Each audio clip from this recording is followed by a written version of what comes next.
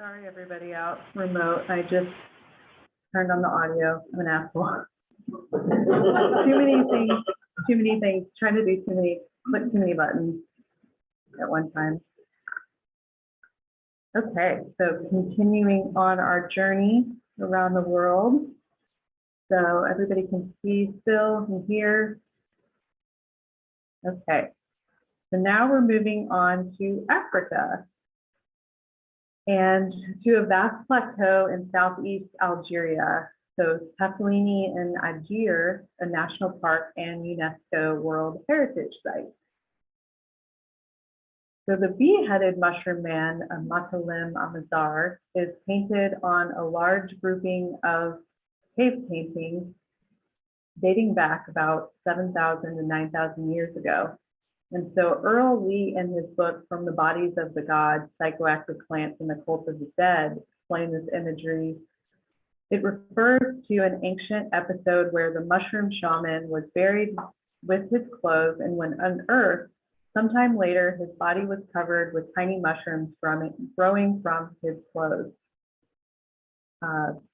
There are many hypotheses on what this image really is and what makes this mushroom person different from other kind of early rock art with the sort of mushrooms as the head. And so a lot of people think that the head is a bee. And so there's a lot of these like connections to the bees as well and sacred mushrooms. And so if you're familiar with our boy, Paul Stamets,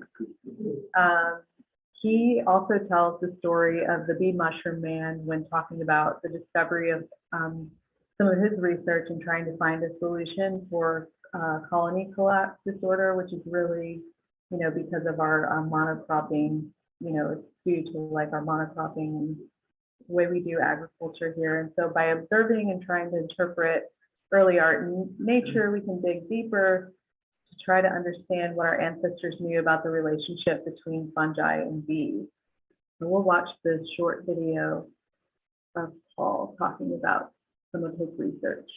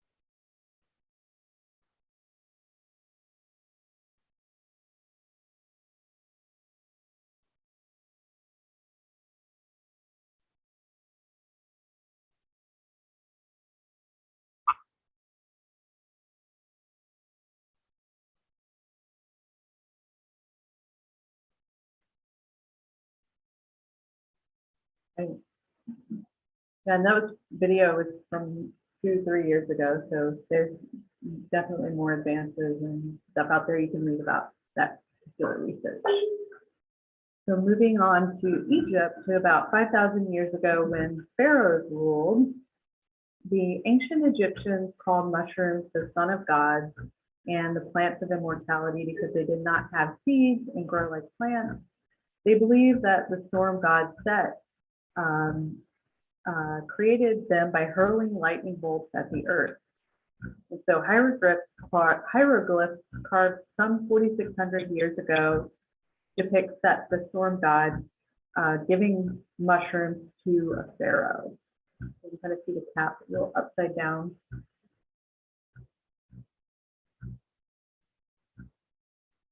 And so it is a common belief that mushrooms come from lightning in many cultures, including Japan. So the Japanese have been cultivating mushrooms for a long time as well. In a 4-year study in 2007, scientists injected about 50 bolts of into a variety of mushrooms, different varieties of mushrooms that were cultivated on logs to see if electricity would make them grow faster or bigger or better. So you can see here, 8 of the 10 varieties they tested, including shiitakes, having the best outcomes. And so there's a really lengthy study where you can learn about how they actually did this. They've electrocuted their mushrooms. So back to Egypt, mushrooms were cultivated on barley. Eating mushrooms was an exclusive privilege of the pharaohs, whose well-documented belief in their own divinity and immortality was by consuming psilocybin. And common men were forbidden from even touching mushrooms. And so the tablet on the left, which is a law that basically explains this. And on the right, you see mushrooms coming from behind a female pharaoh.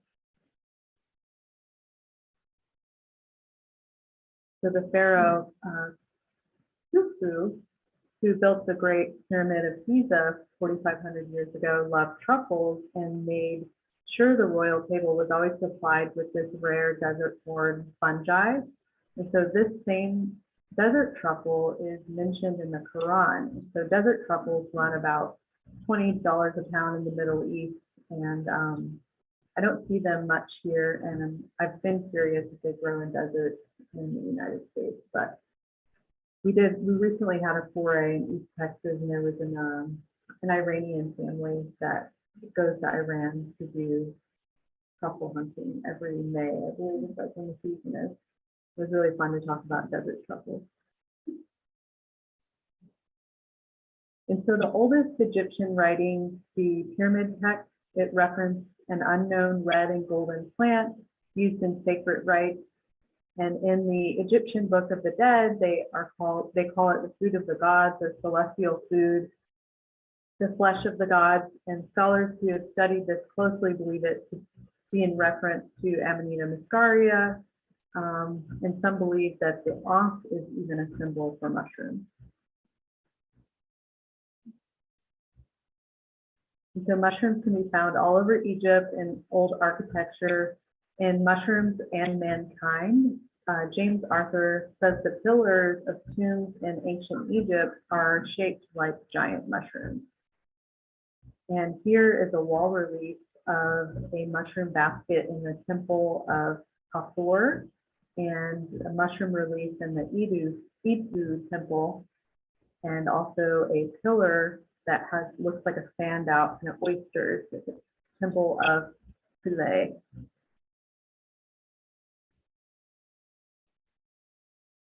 And a variety of ancient Egyptian texts and artworks even hypothesized that the stages of the crown were originally designed to represent psychedelic mushrooms. Shown here is the white crown next to pinning mushrooms, and the triple crown at a later stage of growth. So moving now to Mexico and Central America. So over the years, scholars have found an abundance of archaeological evidence supporting the proposition that Mesoamerica, the high cultures of South America, and Easter Island shared with many other in the New World cultures, elements of a mushroom-based belief system. And like the Vedic god Soma of ancient Hindu religion. And so here are two figurines from two different parts of the world, goddesses in which appear to be the Amanita muscaria mushroom on the head. And so here's another example of figurines from India and Mexico. And the study of mushroom symbolism in ancient religious art would suggest that the religion of Soma, as well as other Vedic traditions, migrated to the Americas sometime around 1000 BCE. And the Indians that came to the New World modeled their religion on Vedic beliefs and ritual practices. And so while most accounts of mushroom use concern the Aztecs, there is evidence that the Maya mushroom ceremonies used is associated with the so-called like mushroom religion from Guatemala. And so the practice of burying these stones with shamans lasted well into the colonial era. And so the mushroom stones were described as symbols of dynastic power from the Maya Quechua document, which is called the Lords of Quechua. Really that Quechua. So here's another collection of various mushroom stones that were excavated from graves in the 50s. And the tripod stone carving in the shape of a mushroom bearing the effigy of a jaguar at the base. And the jaguar was a symbol of the underworld in Mayan culture, and it represents the power to face one's fears and confront one's enemies. And moving forward in time to about the 16th century in Mexico, here is a statue of Xochitl, the Aztec prince of arts and flowers. And this statue was discovered at the slopes of the volcano Mount Popocatépetl, if I'm saying that right. The glyphs depicted the morning glory, tobacco, and caps of psilocybin Aztec forums. And so here at first glance, the face of weeping God gives the illusion of a deity with dangling eyeballs. However, if you look closely, you'll notice that the eyeballs are actually mushrooms. And so above are male and female fertility figurines from the Zacatecas culture in Western Mexico, about dating back to the 2nd century. And the Amanita muscaria in the head of the male figurines on the left, and in the breast of the female figurines on the right.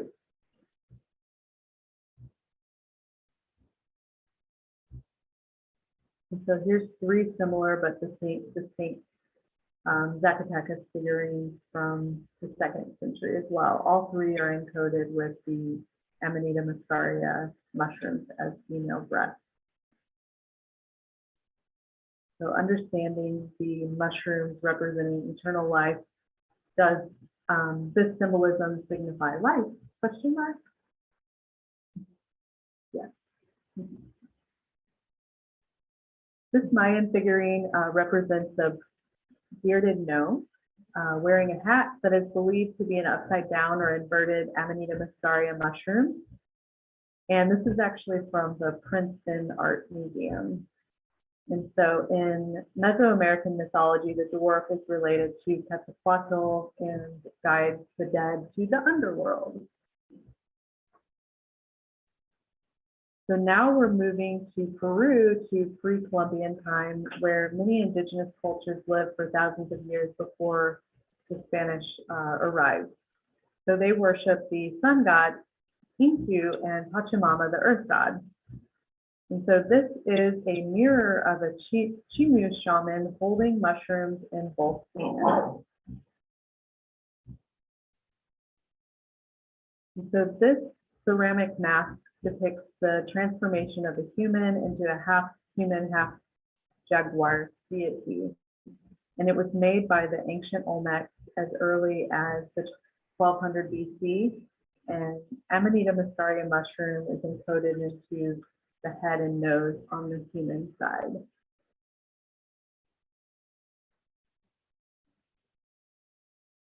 So Incanuyo is an archaeological site in southern Peru where there are also mushroom stones, and the purpose of the site is unknown to many anthropologists, although some say that it was an ancient fertility temple where fertility rites took place. And above here, we see a woven textile from the same southern part of Peru where the Paracas culture lives. And the textile incorporates what appears to be mushroom iconography associated with a bodiless human head. And you'll also see a ceremonial axe in the hand that is a mushroom shape. So here's another example, the axe in the hand called a tumi.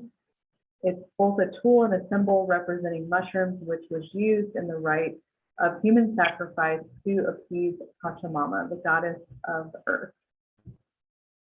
So here's a couple of other examples. And there's plenty of evidence of this so-called trophy head cult in the archaeological record in South America. And according to Andean researcher Christina Connolly, she actually is from Texas State, a large number of the decapitated heads have been found in the archaeological excavations in this area in Peru, which is not far from Lake Titicaca, and where several dozen decapitated bodies were found in a burial arranged in like a geometric layout, buried alongside these drinking vessels that suggest some sort of somatic soma ritual. And it's also important to understand that these rituals were offerings to the god and that human sacrifice was always consensual. And I know that's like hard for us to comprehend in our culture. We'll talk about that a little bit more at the end. But this is a museum where you can see the trophy heads. So here are some moche, more pre-Columbian moche ceramic vessels that depict shamans with mushrooms in their heads. And so you see a figure of a healer with a sick child. You also see a vessel of the shaman with like these headdresses of what appear to be Amanita muscaria. So this ceramic mask depicts the transformation of a human into the half human, half jaguar deity. So we looked at these a little bit earlier. So these are also from that region. And so the jaguar again represents the underworld and fearlessness of death. Here's another beautiful ceremonial vessel. So now these are some gold figures that were found and stolen by Brigham Young University, and they were thought to be discovered at Machu Picchu. And a few years ago, these artifacts that were stored at, or actually it was taken by Brigham Young and then stored at Yale, and they were recently returned to Peru, and to the people there. You can see above the eyes of these figures that have these mushroom type shapes. So now we're going to go to Bolivia, and this beautiful set of hammered copper appliques covered in gilded in a variety of abstract and anthropomorphic forms with what appear to be mushroom-shaped people. The leftmost figure is a depiction of Pachamama, the goddess of earth, exalted by many ancient and modern native Indian people. Her radiating crown and rectangular head make a stylized presentation of great reverence and fear among the ancient people there. And for it was believed to by not satisfying her by bringing human sacrifices and offerings, it was bringing great devastation to the land.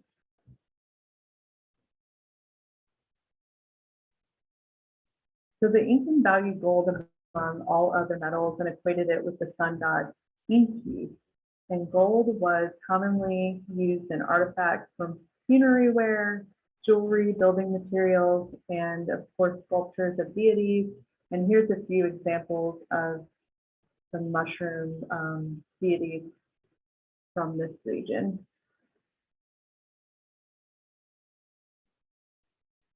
And this is a gold mask that has some mushrooms encoded in this headdress. This is from the Malagana culture of Colombia. And here are mushroom-inspired gold ornaments. Most likely they were worn as head ornaments by Andean rulers or the chief shaman. The ornament that bears the metaphorical shape of a half-sliced mushroom as well as a ritual axe used in human sacrifice. And it is decorated with imagery reminiscent of the spotted cats of the Amanita muscaria. So now we are going to move on to Europe, to Spain, and we will start in the prehistoric archaeological site called Selva Pascuala. And this is about a 6,000 to 8,000-year-old cave painting of mushrooms and other figures. And so Juan Ruiz, an expert on the site, and late mycologist Gaston Guzman from Mexico, they're the lead authorities on psilocybin. They suggest that this is a post-Paleolithic ritual use of the psychedelic fungi. And so this mushroom is believed to be psilocybin hispanica, and it is believed that Saharan Aboriginal tribes in North Africa might have been using this mushroom as far back as 9,000 BCE. Now we're going to go to Scandinavia. In Old Norse writings, it is described that the Viking berserkers, the fierce warriors who were known for battling an uncontrollable trance-like fury, were alleged to be able to perform seemingly impossible superhuman feats of strength. They would howl and growl like beasts, froth at the mouth, and launch an attack in a fit of frenzy. And some people suggest that this is the examples of these of this rage is like through consumption of the Amanita muscaria or massive amounts of alcohol. I see a lot of people going back and forth on this one, but these are some cast bronze dies in plates dating back to the 6th or 8th century. And these were found in Sweden.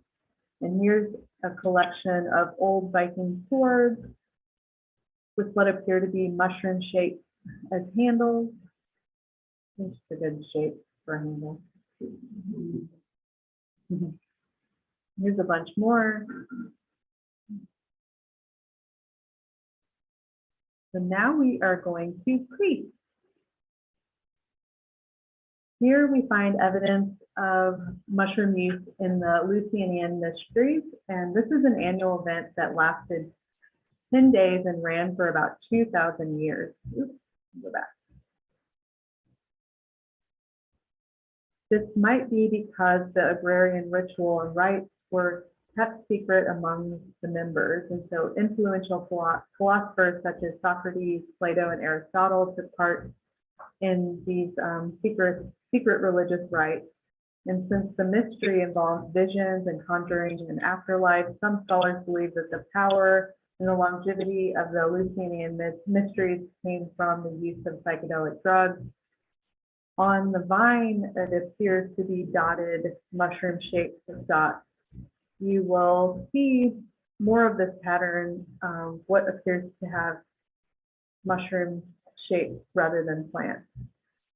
And so the immortality key, again, like he goes deep into all of this. So here we see Persephone, the daughter of Zeus and the queen of the underworld, inspecting a mushroom with her mother. And this depicts the psychedelic fertility ritual in the annual celebration where Hades, the god of the underworld, abducts Persephone. And the myth of the abduction represents her function as the personification of vegetation and regrowth in spring. So now we're going to France. So this is the early part of the Dark Ages. There was a lot of Gnostic and early Christian art depicting mushrooms, and the symbols and rituals had many parallels to the Hindu Rig Veda religion and the ritual drinking of soma. And here's a fresco mural of Adam and Eve with the tree of knowledge from a 12th century chapel in France. So they appear to be mushing an ethnomycological communion bread using psychoactive fruits from the Amanita muscaria mushroom tree. Early Christians and Gnostics, they dealt not with concepts of sin, but with ignorance and raising consciousness and being able to decide between good and evil. And here's another fresco titled Jesus' Entry into Jerusalem at the Church of Saint Martin de Vic, and from about the 12th century. And so we see 5 psilocybin mushroom caps that are painted above the youth greeting Jesus. And so here are a few of the panels from what is called the Canterbury Psalter, a 12th century manuscript of detailed illustrations of the Old and New Testament. And the manuscript is over 184 pages back and front, and you'll see the holy sacraments depicted with psychedelics, including blue staining psilocybin and Amanita muscaria. And here again is Adam and Eve at the tree of life, choosing the serpent, which is a Gnostic, in the Gnostic religion and many other ancient religions of around the world, means wisdom and eternity of the soul.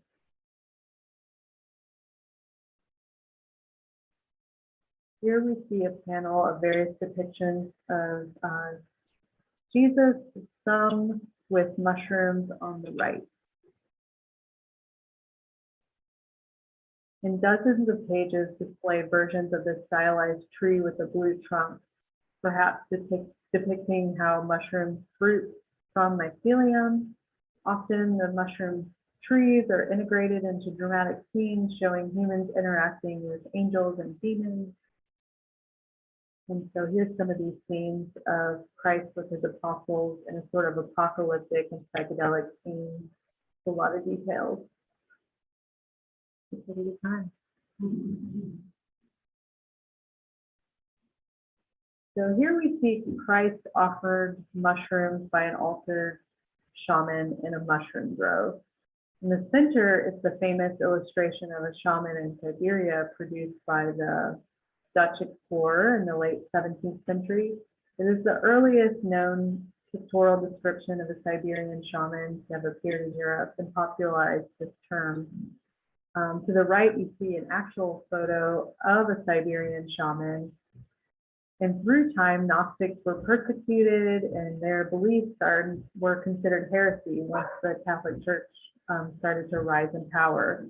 The sort of concept of like a horned devil or Satan that began to be used even more. And it evolved pictorially and through the religious teachings in the West from images like those seen above. And as the Crusades and the Dark Ages continued through Europe, festivals like the Druid Winter Solstice, the Eleusinian Mysteries, the Roman Saturnalia were replaced with Christian holidays and Christmas. And materialism began to dominate the natural world and replace the communion with nature. Yeah.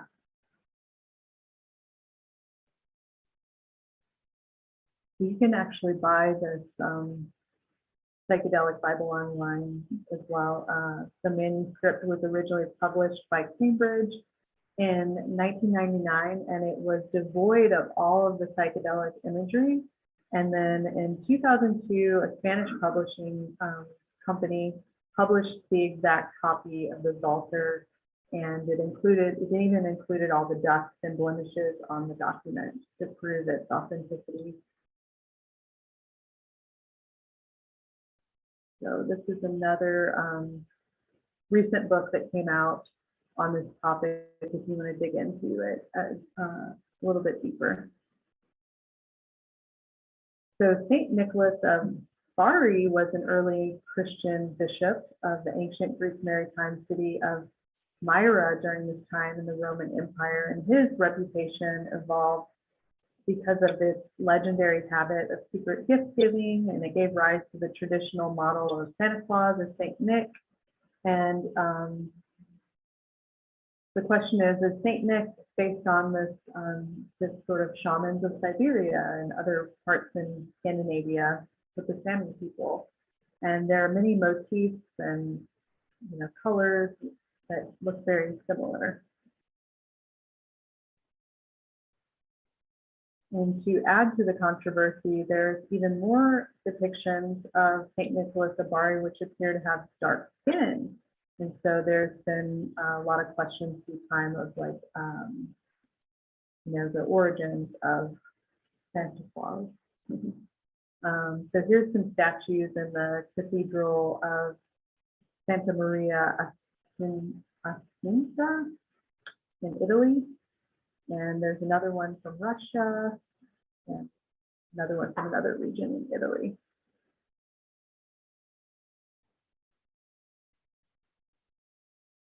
So this here is a weaving, and yeah, I believe we're back in about 140 meters long, and it took about 7 years to complete this. And so you see the clump of 3 mushrooms, perhaps some agaricus mushrooms, unknown, but I thought it was very beautiful. And so mushrooms appeared in European art in significant numbers around the 1800s, and some early paintings depict the bracket fungi or polypores on decaying trees, or as incidental specimens on the forest floor. And an example is this painting by the German Hans Green, and his 3 Ages of Man and 3 Graces show polypores on a dead tree on the left, and the polypores add to this very somber scene, the Dark Ages. And so this playful oil painting uses vegetables, fruits, and mushrooms to depict human heads. They are gilled mushrooms from the ear and 2 similar ones in the eyes. This is part of a series of paintings. And now we're going to go to Turkey, to area in Persia where the Islam religion was dominant at the time. And this is a series of illustrations in the 5th century manuscript. And it talks about the ascent through the 7 heavens by Muhammad, the prophet of Islam. Several of the illustrations depict Farouk, the creature of which Muhammad achieved his ascent, with distinctive features of the Amanid Sharia. And so Islamic art and architecture reflect how Muslims relate to the universe, and it is a spiritual representation of nature, not a replication of it. This is intended to allow the artists and practitioners to view the ornamentation to feel closer to their God.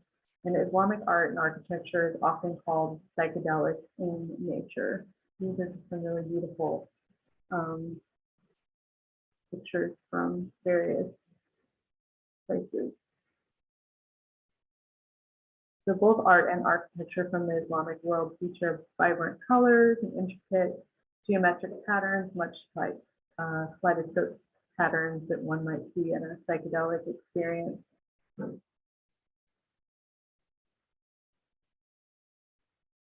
And this goes back like, to that quite a ways back. And so in 2014, psychedelic mushrooms became legal in Iran under supervision. It's like a priest or shaman So our last stop is in Mongolia. And so the content of the soma has long been debated, but just a few years ago, Russian archaeologists discovered a 2,000-year-old carpet in a burial chamber in Mongolia. And according to the chief researcher, the divine mushroom embroidered on the carpet resembles well-known psychoactive species, psilocybin. And so the depiction of bees on the carpet points to the fact that the men are holding a mushroom. The honey is associated with bees. The Atharvaveda tells us the use of honey is used in preserving, especially mushrooms. Bees and butterflies also represent the spirit of ancestors. All right, so that's it. Okay.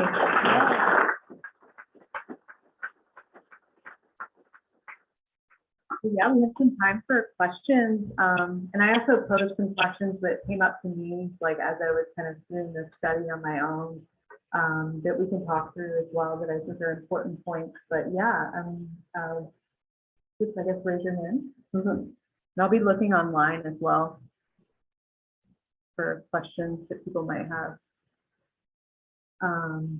Yeah.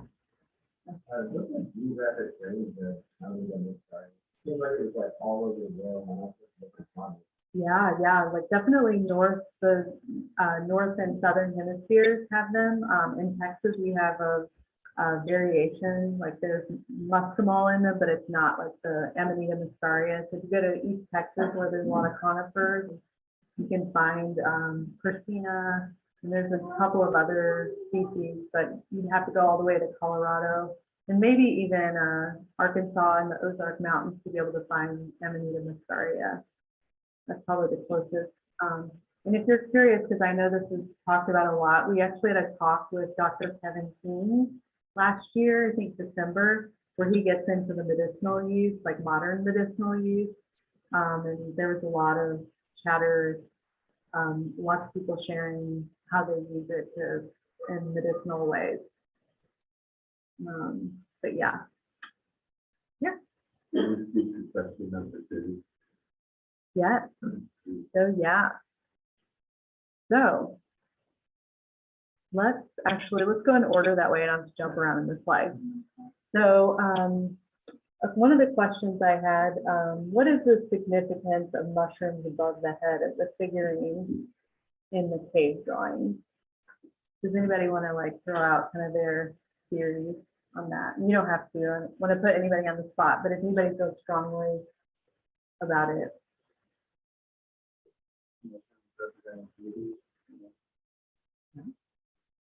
Yeah, and so I think that, and this is just my own interpretation too, and of course my interpretation too is like guided by a lot of like Western influence as well, because we're constantly, that's a lot of where our education comes from.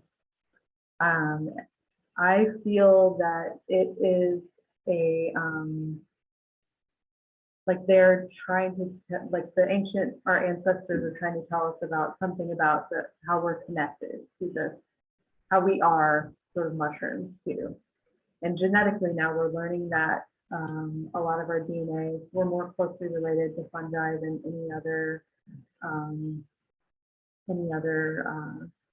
plants or things like that. And also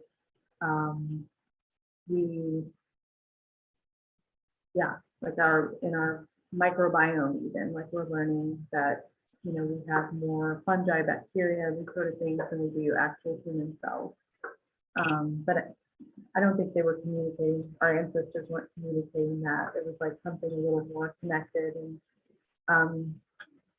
so this here is just a nice infographic. And I'm sure some of you all, and there's been a lot of advancements in like research and study of psychedelics and sacred mushrooms since I did this talk, but this was a visualization that shows the difference on your brain on like the different medicines. And so I'm sure all of you know about Terence McKenna's stoned ape theory that suggests that like we evolved as a species by taking these mushrooms. I think it's pretty debated. I've seen some other things like saying like, oh, it's pole shift theory. There's a lot of things you can go down a whole rabbit hole getting into these discussions. But I discovered this project, and I recommend everyone check it out. It's called Noetic Science, and this was started in the 70s. And so this is like Western scientists and physicists and quantum physicists like getting together, trying to understand kind of the dark matter. You know, we know that like all of living things have like electricity running through it, like a biorhythm, right?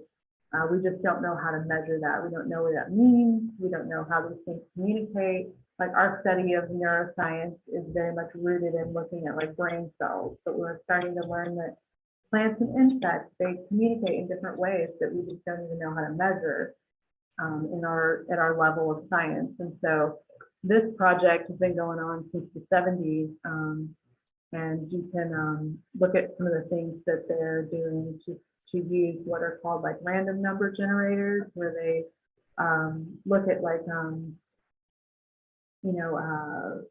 like different events, and they can run algorithms to see like when there's these major events that happen, how there's just like there's like things happening, and there's mathematical patterns that they're starting to piece together. So yeah, so I think, yeah, I know, I got a mushroom on my head, global consciousness project. So how do these ancient practices, such as human sacrifice with the use of mind-expanding mushrooms, relate to today? So, has anybody heard like people use the term, and especially like the ruling class, like use the word sacrifice zones? Like big developers and like oil and gas industry. Like if you Google this, you'll like find articles like, oh, this is a sacrifice zone. So like in our culture, like in Western culture, we sort of see, like we are not in reverence with the earth and the planet and how it operates. We're like working against it, right? And so we then sacrifice people. We put people, and it ends up being a lot of minorities, people that have been disenfranchised, or put into these places to live for a number of reasons: colonization, racist housing, segregation, all those sort of things. So, and these, when people are getting sick, or there's like cancer clusters, people are dying from the environmental conditions that they're living in, like people call these sacrifice zones, and that's just mind-boggling to me that like it's sort of a backwards thinking, like, oh, we're just going to sacrifice people because we want to destroy nature. And so whenever I was studying about the ancient peoples in Colombia and in Peru, they had this like great reverence, and it was an honor to be chosen by the tribes and the elders in the community to sacrifice their bodies. And you can even go see, like if you go to Peru, there's museums where you can even see bodies that have been excavated that were, they had taken these like religious rites and like taken different medicines, and they gave their bodies to the planet to try to stop volcanoes and things like that. And it's, for us, it's like kind of like, whoa, but then I like look at this and I'm like, this seems worse. I don't know about y'all, but to me, it's like, it's a lot worse. So that's my opinion on it.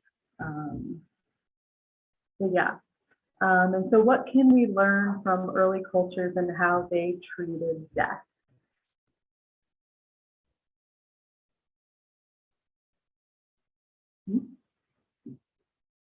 So, so this is also, this is not new news anymore. Like we have AOC and Dan Crenshaw working together to help pass psilocybin therapy for veterans. But I think that it was just built into culture. It was just part of a culture, and it never went through this like horrific war on drugs where these medicines were sort of became diminished in their value, and people were criminalized and had their lives completely ruined. So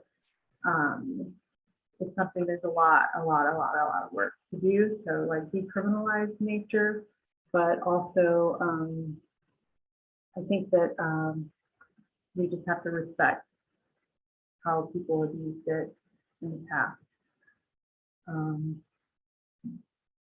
And so how can we respect Indigenous people's relationship with the sacred mushroom? One of the things that is important, and I think I mentioned it in one of parts of the talk, is like returning some of these artifacts. So a lot of these you can see in like Western museums where people like Brigham Young and these colonizers went out and stole a lot of these artifacts. So there's a real movement to sort of return them and give them back to the people that they belong to.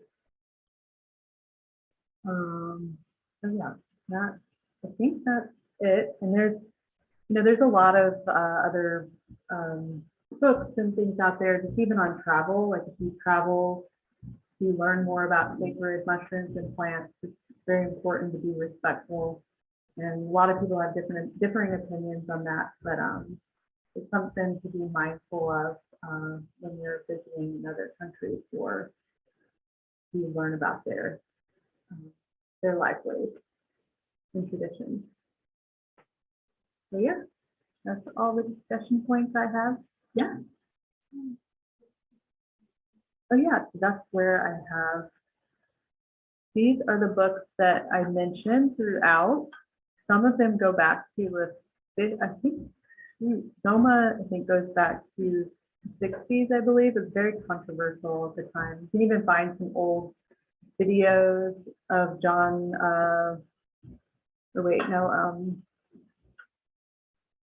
oh yeah, that was a Robert Gordon Watson. And then in the next talk, I get into his, like kind of his influence in Western culture and exposing it to the sacred mushroom. So yeah, so here's a few more.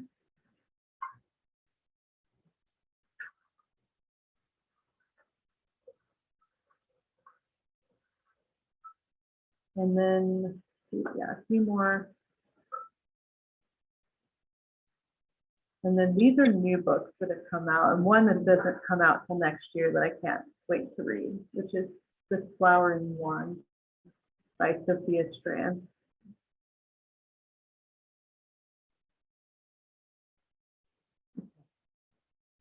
All right, that's it.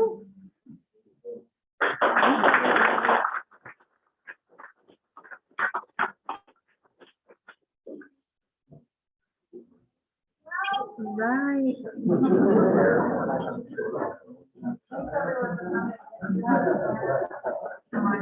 Oh yeah, and there's a shuffle, kind of shuffle.